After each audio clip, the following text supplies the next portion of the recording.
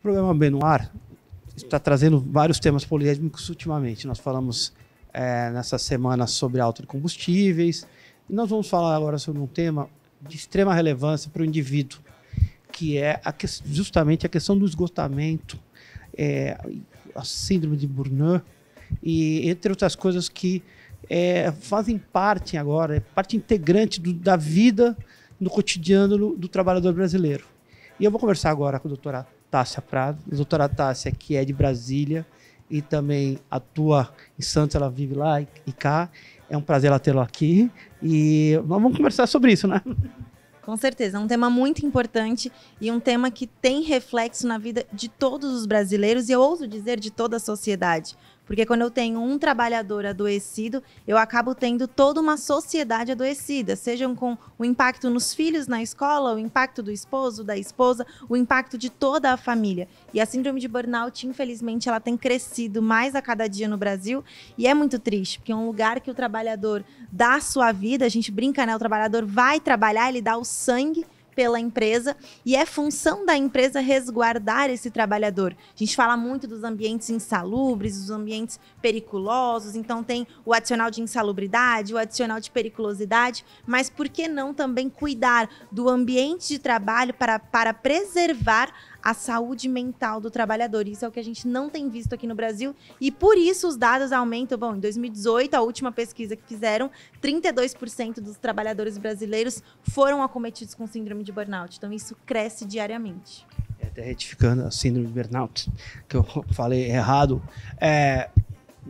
ao longo desse tempo, esses 2 anos foram anos que desequilibraram completamente. Desde o ato de se manter em casa, que para alguns foram bons, mas para outros não foram. A saúde mental e física do trabalhador, ela desqualificou.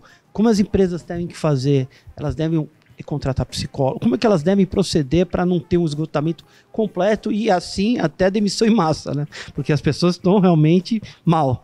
Com certeza, e a gente acaba tendo, por isso que eu falei do impacto em toda a sociedade, que aí eu tenho uma demissão em massa, eu tenho muitos trabalhadores precisando do INSS, sendo afastados, a gente tem aposentadoria por invalidez, por conta justamente da síndrome de burnout. O que a empresa pode fazer, tá? Eu acho que a primeira coisa é a gente lembrar que o trabalhador ele não está à disposição 24 horas. Então, com as redes sociais, as mídias digitais, a facilidade da tecnologia, não veio uma maturidade para as pessoas. Então, eu mando e-mail às 3 da manhã, mas você não é obrigado a responder. Eu te mando mensagem 9, 10, 11, meia-noite, mas você não é obrigado a responder. Mas a partir do momento que eu trabalhador, recebo aquela mensagem, eu já me tirei do meu descanso, eu já interrompi a desconexão daquele trabalhador. Então, a primeira medida que a gente tem trazido para a empresa é justamente uma política interna de cobrança de metas, uma política interna de como você mandar um e-mail corporativo, uma política interna sobre o WhatsApp, grupos de WhatsApp. Para quê? Para que a desconexão do trabalho seja preservada. A gente tem uma legislação na França, e aí para quem viu Emily em Paris vai saber do que eu estou falando. A gente tem uma legislação que ela fala assim, olha, empresas lá na França é acima de 50 empregados, não podem mandar mensagem, mandar e-mail, nada, né? Mensagens instantâneas, absolutamente nada após o horário de expediente. E a gente tem um projeto de lei aqui no Brasil que ele está parado, mas eu tenho a certeza de que logo, logo teremos andamento, porque é justamente falando para as empresas, depois do horário, você não pode requisitar o trabalhador, você não pode mandar mensagem, você não pode mandar e-mail. Ah, Tássia, mas a gente precisa de uma lei para isso? Precisa. Porque sem a lei, a gente não tem. A gente vê, eu atuo também no Tribunal Superior do Trabalho e a gente vê a quantidade de processos por causa de falta de desconexão, por causa de ausência do descanso, por causa de síndrome de burnout, desse adoecimento profissional. Pessoas que foram trabalhar e elas adoecem porque elas não conseguem ter espaço para lazer. A gente tem na Constituição Federal o direito ao lazer. A gente precisa desse descanso. Agora, quando eu tenho o empregado 24 horas ali ligado no trabalho, mas ele não está trabalhando. Mas ele está ligado, ele está pensando, o trabalhador requisitou. A gente tem um processo no TST que eu sempre cito, eu acho muito engraçado, porque o ministro Belmonte e o ministro Godinho, eles falam assim, olha, se não era para responder, por que você mandou naquela hora o e-mail? Se não era para responder, manda no outro dia. Mas não, eu fico requisitando o trabalhador e isso prejudica a produtividade. E aí o que o empresário precisa entender é que Quando eu tenho um trabalhador com síndrome de burnout, como é que é esse processo? Só acontece com quem ama muito o trabalho. Que quem não tá nem aí pro trabalho, ok, o cara se desliga e tô nem aí. Agora, as pessoas que amam o trabalho, que amam a profissão, essas pessoas tendem a ter a síndrome de burnout, porque eu quero muito trabalhar. Então, a minha produtividade, ela vai lá em cima. E aí, o empresário que não tem o cuidado, e não é de propósito, eu sei que muitas vezes não, tô vendo que ele trabalha muito, pô, vou requisitar cada vez mais, vou requisitar cada vez mais. E esse trabalhador, ele começa a adoecer. E aí, ele tem uma produtividade que cai lá embaixo. Então, o que eu tenho na empresa? Sempre uma montanha-russa. Ora os trabalhadores estão com a produtividade lá em cima, ora lá embaixo. Então, eu, empresário, eu tenho que cuidar. Eu falo que a empresa é como uma escola. Se seu filho for na escola e uma criança morder ele, a gente vai reclamar para quem? Para os diretores, para os professores. Por quê? É função deles cuidar dos nossos filhos na escola. Agora, quando eu falo de uma empresa, é função do empresário, é função dos gestores cuidar daqueles trabalhadores. Então, eu não posso fazer mais de tantas horas extras por dia? Eu não posso. E sempre cuidando do trabalhador. Se você está conversando, você está falando, está expondo, me veio à mente um vídeo do Porta dos Fundos que ele está celebrando um empregado, funcionário do mês. E o funcionário, e aí ele descreve, fala, você que respondeu os e-mails, você que estava ali e tal. E na verdade o funcionário era o velório do funcionário e ele estava fazendo, e você vai largar a gente amanhã, hein? Você não vai vir, mas está perdoado, e o cara estava morto. Então esse é um vídeo bem interessante do Porta dos Fundos que ele faz justamente, você que cumpriu todos os horários e tudo mais.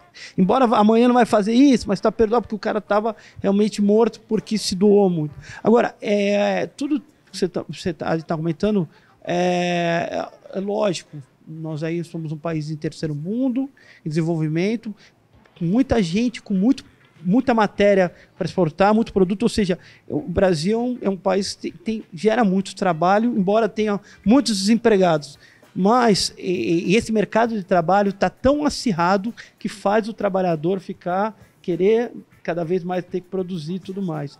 Isso tem afetado muito o indivíduo antes da pandemia, mas principalmente porque eu acho que o mercado de trabalho é tão exponente, mas tão difícil para você batalhar. Isso também para os empresários falar, olha, se ele não quiser trabalhar. Então, toda essa conjuntura eu acho que você fala. Mas a minha pergunta objetivamente é como os tribunais estão encarando, você falou do Superior Tribunal do Trabalho, como ele tem encarado e a jurisprudência tem decidido nessas questões ligadas à síndrome e ao usuário mesmo dos funcionários. Eu gosto muito desse vídeo do Porta dos Fundos. Eu sempre falo que muitas vezes o funcionário do mês, ele vira no mês seguinte o afastado do mês. Porque ele quer tanto mostrar a produção e a crise traz muito isso, porque eu tenho medo de perder o emprego. Então eu vou produzir muito mais, eu tenho medo de perder o emprego, então eu vou levar trabalho para casa e vou virar à noite fazendo. O que os tribunais têm falado, né? Como que tem se decidido, tanto o TRT como também o TST? Muito ligado ao cuidado do trabalhador. Então, quando a gente fala, por exemplo, do EPI, né, o equipamento de proteção individual, a empresa ela tem a função de fornecer, de treinar e de fiscalizar. É a mesma coisa com a doença mental, né, com a síndrome de burnout e o esgotamento. Eu, empresário, eu tenho uma função de resguardar o meu trabalhador. O que a gente vê na legislação e aí o que vem na jurisprudência. Se você está fazendo o seu funcionário fazer muitas horas extras, precisa analisar isso. E, principalmente, a cobrança de metas. Cobrança de metas é o ponto-chave da síndrome de burnout. É quando a gente encontra muito. Porque eu começo a solicitar metas que são impossíveis.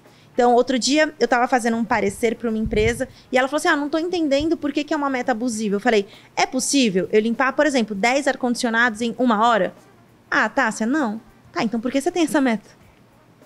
Me mostra que é possível e aí eu posso cobrar essa meta. O grande problema, o TST principalmente, o que ele tem ido totalmente contra, abominado, é com a cobrança de meta impossível. Então essa cobrança de meta abusiva na frente de todo mundo. Os rankings que a gente faz, gente, isso é um absurdo. A gente brinca porque a gente não sabe enxergar o outro. Porque eu começar a colocar ranking público para as pessoas, peraí, o que eu estou causando nos meus empregados? E aí a gente vem com a falsa ideia de que é uma competitividade sadia. Não, não é sadio. Porque cada funcionário é único dentro da empresa. Até porque os salários não são iguais. Então, empresa, eu quero cobrar igual de todo mundo. Independente da função, independente do tempo de casa, independente do tipo de trabalho. Ah, mas na hora do salário é diferente. Então, é eu olhar para o meu trabalhador como único. Então, eu preciso cobrar o que ele pode ser cobrado, o que ele está ali para ser cobrado. Então, tem empresa, por exemplo, que tem a meta de, você ganha produtividade se você fizer mais do que você é cobrado. Oi? Isso é uma meta? Eu fazer mais do que eu sou cobrado, eu fazer mais do que eu fui contratado para fazer? Então, isso não pode ser. E isso os tribunais superiores, tanto o TST como também os tribunais regionais do trabalho, eles têm abominado. Então, empresas têm sido condenadas por isso.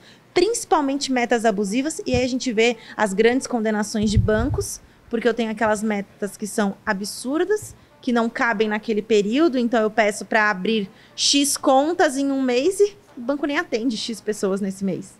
Então, assim, eu tenho que levar isso em consideração. E a questão de você fazer uma cobrança de metas 24 horas. Então, não, é que ele não era para responder. Então, são 2 pontos primordiais que a jurisprudência tem trazido. A meta que você está cobrando, ela é possível? Gente, isso é muito importante. E a gente acha que não. É a mesma coisa que eu solicitar para o meu filho que ele tem que tirar 11 na prova. Pô, mas só dá para eu tirar 10 o máximo. E a gente faz isso com o nosso trabalhador. E o segundo ponto é a questão da desconexão ao trabalho. Então, se eu estou a todo momento requisitando, se eu estou, por exemplo, durante as férias, mas é só uma perguntinha, não, você acabou com as férias do cara. Porque se você pediu alguma coisa para ele durante as férias, ele vai ficar pensando naquilo. E aí ele começa a pensar, pô, será que estão precisando de mim? Não, eu tenho que responder, senão eu sou mandado embora. Tá com crise. E aí o trabalho, ele começa a virar um favor. E não pode ser assim. O trabalho, as duas partes estão dando. Eu, trabalhador, eu estou trabalhando, eu estou fazendo com que a sua empresa gire. Então, o trabalho do trabalhador ficou redundante, né? Então, o trabalho daquela pessoa é muito importante. E eu, empresa, a contraprestação é o salário, é a remuneração. Mas ninguém está fazendo favor para ninguém. O problema é que com a pandemia, com a crise, o trabalhador ele está desesperado. E aí, não, eu tenho um trabalho, nossa, o meu empregador, ele está fazendo um favor para mim de me manter aqui no trabalho. Então, eu preciso fazer tudo o que ele quer o tempo todo. Passa 1, 2, 3, 4 meses, esse trabalhador adoece. E aí ele vira um problema para a empresa. Que a empresa fala assim, eu, INSS que cuida. Não, você vai ter que colocar alguém no lugar. É ruim para a sua imagem, é ruim para a sua reputação. E é ruim também, porque o INSS futuramente pode até entrar com uma ação regressiva. E aí vira uma bola de neve, tudo porque eu não cuidei do meu trabalhador. E as condenações têm aumentado cada vez mais. Ela se trouxe uma conjuntura aqui bem importante do que ocorre. Eu acredito que é um problema sempre existente, né, mas que ganhou muito mais repercussão pandemia e na verdade e por crise, porque o trabalho, nós temos aí 15 milhões de desempregados, que é muita gente. Então você vê filas e filas dobrando quando tem alguma vaga de emprego para ser preenchida. Então o trabalhador tem realmente. E a nova ordem mundial também, ela, pelo que você falou, citou a França, a União Europeia também tem diretivas nesse sentido. E os Estados Unidos também, os sindicatos lá, diferente daqui, os sindicatos funcionam de maneira mais forte. E as pessoas acham que nos Estados Unidos não tem lei trabalhista, né? Então tem esse mito de que não, nos Estados Unidos não tem lei trabalhista. Não, e exatamente tem, quer dizer, você tem todo um... lógico, você tem problema, no Brasil não é o único, você tem a China, por exemplo, que não existe nem lei, os trabalhadores não tem nem algo que possa ali protegê-los, mas enfim, nós estamos falando do Brasil. E essa, você está comentando algo muito importante. Isso tem que fazer parte do cotidiano, da nova mentalidade do povo. Então as empresas têm que proteger, as empresas têm que tratar o indivíduo como se deve ser tratado. Houve alterações da legislação brasileira que foram benéficas, a legislação trabalhista, e por outro lado foram maléficas. Nós temos aí todas as questões. Um dia a gente pode conversar sobre isso, os efeitos depois de 3 anos da reforma trabalhista. Mas você acredita que com as novas decisões, uma jurisprudência já direcionada e com a retomada até de forma presencial, que essa mentalidade vai se alterar? E isso vai acontecer ao longo dos próximos 5, 6 anos. Você vai ter de uma maneira mais solidificada esse jeito, essas diretivas. Com certeza, eu acredito muito. Até porque agora a OMS bateu o martelo, então a gente tem a CID de burnout, então isso já traz um peso maior. As condenações estão assustando as empresas e eu acho que a própria sociedade tem requisitado empresas mais humanas. Então, quando a gente vê, por exemplo, algumas notícias, a gente tem boicote a grandes marcas, porque aconteceu algo com o trabalhador, porque saiu uma notícia. Então, a reputação tem sido levada em conta hoje. Então, cada vez mais eu vejo empresas querendo cuidar mais da mentalidade do trabalhador, fazer mais coisas em prol do trabalhador, porque isso vai respingar no cliente. Sempre falo, se a gente vai num restaurante, a comida pode estar muito boa, mas se o garçom não tratar a gente bem, a gente sai falando mal do restaurante. A vista pode ser maravilhosa, a gente pode estar na melhor cadeira, mas se o garçom nos tratar mal, a gente fala, não, aquele lugar o povo não trata nem mal. Não, o garçom não trata mal, o garçom trata mal lá. Então, isso é muito importante, porque quem vai cuidar do meu cliente é o meu empregado. Então, eu preciso cuidar do empregado para ele cuidar bem do meu cliente. Então, isso vira uma bola de neve, como eu falei. Então, cada vez mais eu tenho visto, e com o aumento também do compliance, que é ali a prevenção em prol do trabalhador, o estar em conformidade com a legislação, e não apenas a lei trabalhista, mas a legislação também social que a gente tem, a legislação também mais empatia, o você cuidar mais, o você cuidar das normas e cuidar da sua reputação. Então, cada vez mais a gente tem visto isso com grandes marcas, com pequenas marcas, e também um pedido da própria sociedade. Então, você trata o seu cliente, o seu funcionário bem, eu quero ser seu cliente. Você não trata, eu não quero, porque eu vi a notícia, porque saiu isso. Então, o fato da gente ter as notícias muito rápidas, elas podem acabar com uma empresa ou levantar uma empresa. E as empresas têm medo disso. Então, infelizmente, é pelo medo. Eu acho que não seria tão legal, mas é pelo medo, é um medo de condenação, é um medo do repúdio, é um medo do boicote, mas a gente já tem a própria sociedade falando, empresas, cuidem dos seus empregados, porque a gente não vai agora comprar de qualquer um e utilizar o serviço de qualquer um. Essa trouxe uma dinâmica para mim quando a gente conversava essa entrevista, porque vários campos, na verdade, o mundo mudou e muito rapidamente. Uns 5, 6 anos atrás a gente não tinha essa exposição da internet, né, redes sociais e tudo mais. E o direito, como é dinâmico, ele acompanha isso daí. E essa questão de uma nova ordem mundial em razão do medo.